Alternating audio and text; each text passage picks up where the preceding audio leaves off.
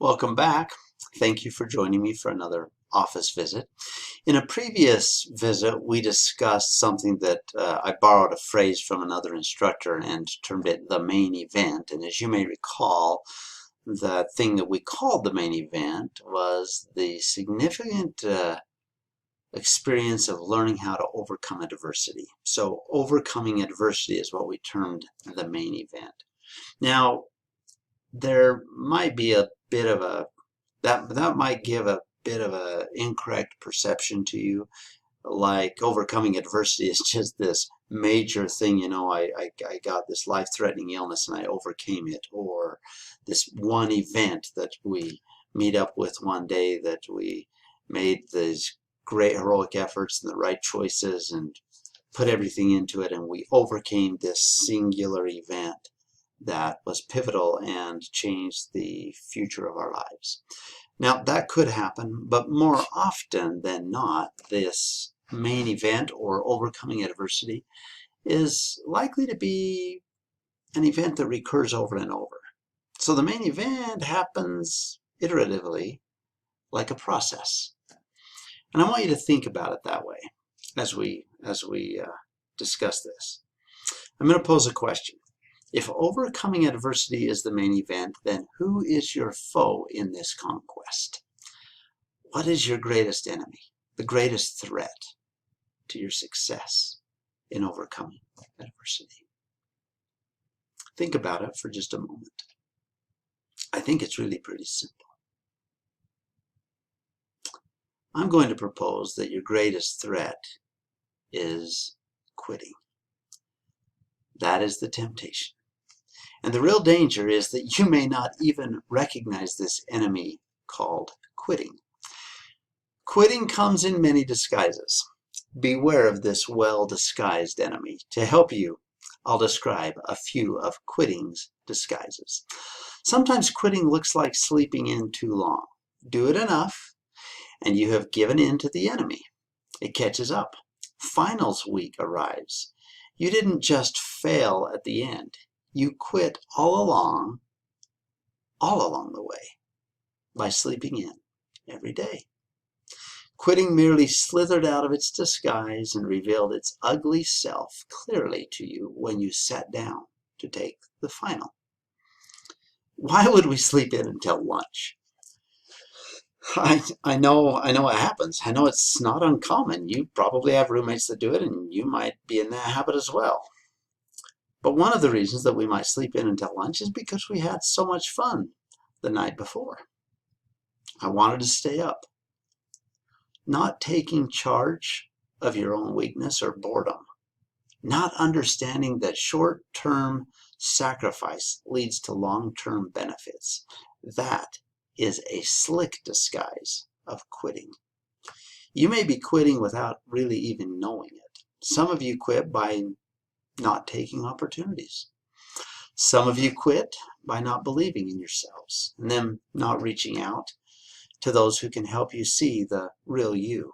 In other words, not asking for help. We may call that fear or embarrassment, and that's a common disguise for this enemy named quitting. Sitting around all day and doing what doesn't matter, maybe skipping class or simply failing to pick up a textbook and read it, sounds pretty chill, but it's actually, you guessed it, quitting in yet another clever disguise. Are you starting to see the disguises? You may be able to think of several disguises that aren't listed here in this office visit, but that may apply to you specifically. Like any formidable foe, quitting will attack you in your weakest area. So I'm begging you to invest in your own intelligence and make small sacrifices now, even big sacrifices. It will pay off, I promise. Now, I'm going to go a little bit further because I know some of you come from crazy backgrounds. Some may have heartaches, some have physical challenges, emotional or mental disorders, anxiety, a record that haunts you, people that hate you, abusive relationships, broken families, or maybe no family.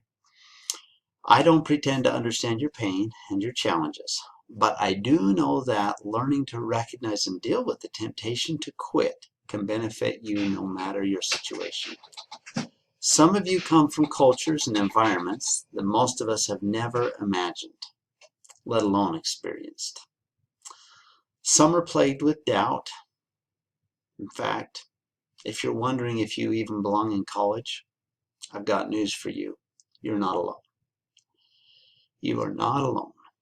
Many new students waste a lot of time and energy wondering that question, do I even belong here? So I ask, why wouldn't you belong in a place where you can improve your life? Every one of us should improve. You deserve that opportunity as much as the next person. You have great potential, and this is exactly where you need to be to see it and achieve it. This is right where you belong. And this is exactly where you need to be to see it, to make that change, to see that potential. So let's just let go of that worry. Stop worrying. Stop wasting energy on that doubt, wondering if you belong here. You do. There may be good reasons you struggle. Let's figure them out and learn to conquer that adversity. Remember, that's the main event. Quitting may also be disguised as shifting blame to others. Let me talk about this for just a minute. This is a super easy way to quit. Just blame your problems on them. Your lack of understanding on a poor instructor, or any other of a million people and things that you could blame. I mean, I'm not the best instructor in the world, and there definitely will be days that are better than others for me in the classroom. And I'll try to get things right, but what if I don't? Does that mean you can just offload that responsibility for learning on the fact that I wasn't perfect or good enough? See, this blame thing is a problem because it convinces us that you're not the one that's ultimately responsible. It convinces us that you're a victim. It convinces you that you can kind of walk away from it feeling okay about not doing well. See, the opposite of that is realizing that actually you're in charge of you. You are 100% responsible for you and your learning. I'll say that again. You are 100% responsible for you and your learning. Got a crummy instructor? Find resources to supplement what you get in class. Really, in today's world, the resources you need are abundant and affordable, if not free. As soon as you completely accept responsibility for yourself, you will no longer be a victim, and you'll be in charge of yourself. The easy way out.